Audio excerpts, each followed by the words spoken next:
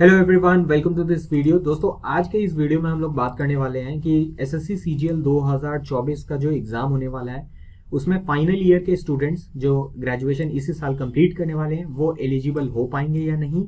और दूसरा, जिनका एज से रिलेटेड इशू है तो उनके लिए भी इस वीडियो में हम बात करने वाले हैं कि वो एलिजिबल हो पाएंगे या नहीं हो पाएंगे। ठीक है, तो चलिए शुरू करते हैं आज के वीडियो को। मेरा नाम पुरुषोत्तम पांडे है दोस्तों, और मैंने एसएससी एमटीएस 2022 में AIR 807 स्कोर किया है। ठीक है, और भी मेरे बारे में जानकारी आप वीडियो को पॉज करके देख सकते हैं।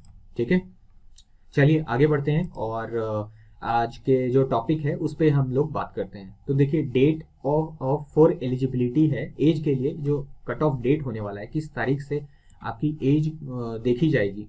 ठीक है, वो होने वाला है 1 अगस्त 2024।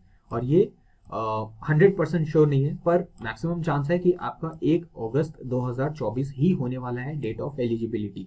ऐसा इसलिए क्योंकि जो आपका नोटिफिकेशन आ रहा है वो 11 जून को आ रहा है, और इसी तारीख से आपके जो एप्लीकेशन है वो एक्सेप्ट किए जाएंगे 11 जून से लेके 11 जुलाई तक। ठीक है, और अगर हम 2023 के एसएससी के एग्जाम्स देखें, चाहे वो सीजीएल हो, चाहे वो सीएचएसएल हो और अन्य एग्जाम्स हो, तो उनका भी पैटर्न देख के यही लगता है कि 1 अगस्त 2024 का ही आपको डेट मिलने वाला है, date of cut off date जो होने वाला है।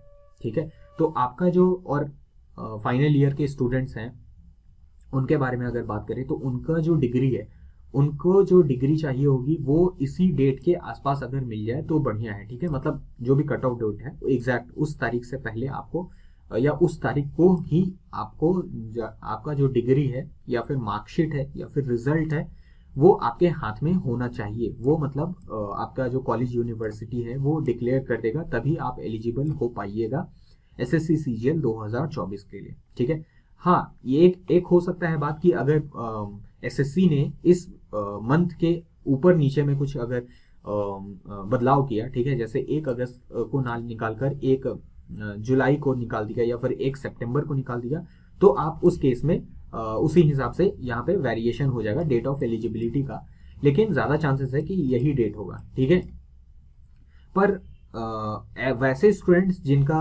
जो ग्रेजुएशन का डिग्री है या फिर रिजल्ट है वो दिसंबर में आने वाला है या फिर नवंबर में आने वाला है, ठीक है, तो वैसे स्टूडेंट्स एलिजिबल नहीं हो पाएंगे। ठीक है, तो ध्यान में रखिए कि वो नहीं हो पाएंगे और उसी के अकॉर्डिंग अपने जो फ्यूचर के प्लान्स है वो सेट करें। अगर आपका ग्रेजुएशन दिसंबर नवंबर में कंप्लीट होने वाला है, डिग्री मिलने वाला है या फिर आपका रिजल्ट आने वाला है, तो फिर आप एलिजिबल नहीं हो पाइएगा, क्योंकि उतना दूर नहीं जाएगा डेट ऑफ एलिजिबिलिटी। ठीक है ना, तो चलिए आगे बढ़ते हैं और देखते हैं कि कौन कौन से पोस्ट के लिए एज ऑफ एलिजिबिलिटी क्या होती है, क्या होगी।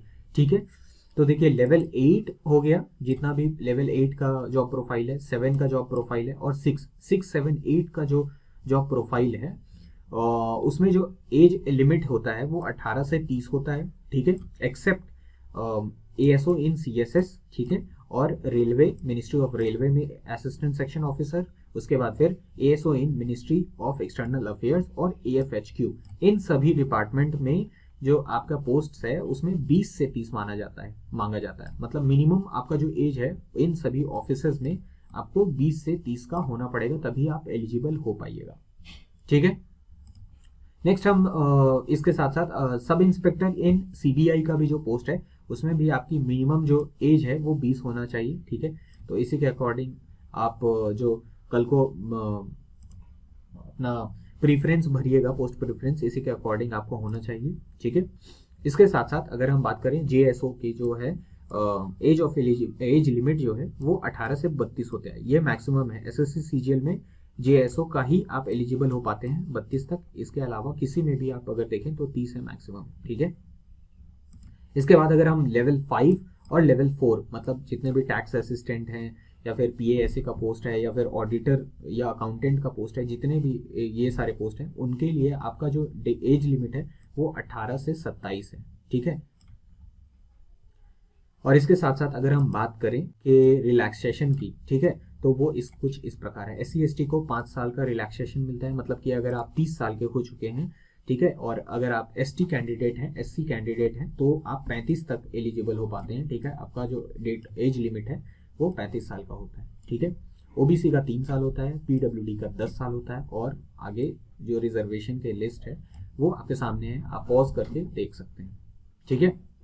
कि अगर आप एसएससी सीजीएल 2024 की तैयारी कर रहे हैं और आपका जीके कमज़ोर है, तो आप हमारे साथ जीके की तैयारी कर सकते हैं हमारे जीके सुपर 40 कोर्स में, जिसे मैंने ऋषिकेश सर जो जिन्होंने यूपीएससी प्रीलिम्स क्लियर किया है फर्स्ट अटेम्प्ट में, निकिता मैम जिन्होंने टॉप किया है एसएससी सीजीएल को, वो सभी जीके पढ़ाती हैं, और सिर्फ 40 आवर्स में हमने पूरा का पूरा जो जीके है आपके सीजीएल के लिए रिक्वायर्ड वो कंप्लीट कराया है। लिंक आपको डिस्क्रिप्शन में मिल जाएगा, ठीक है। तो वहाँ से आप डेमो चेक कर सकते हैं कि कैसा है हमारा जीके कोर्स, और आपको जो प्राइस दिखाएगा जो भी, उसको आपको पे करने का ज़रूरत नहीं है। अगर आप ये कूपन कोड यूज़ करिएगा, ठीक है, इंस्पेक्टर, तो आपको मिलेगा फ्लैट 10% का डिस्काउंट, ठीक है। और अगर आपकी कुछ क्वेरी हो कोर्स के को लेकर, तो ये आप व्हाट्सएप नंबर है हमारा, इस पर आप हमें मैसेज करके अपनी क्वेरीज को क्लियर कर सकते हैं, ठीक है।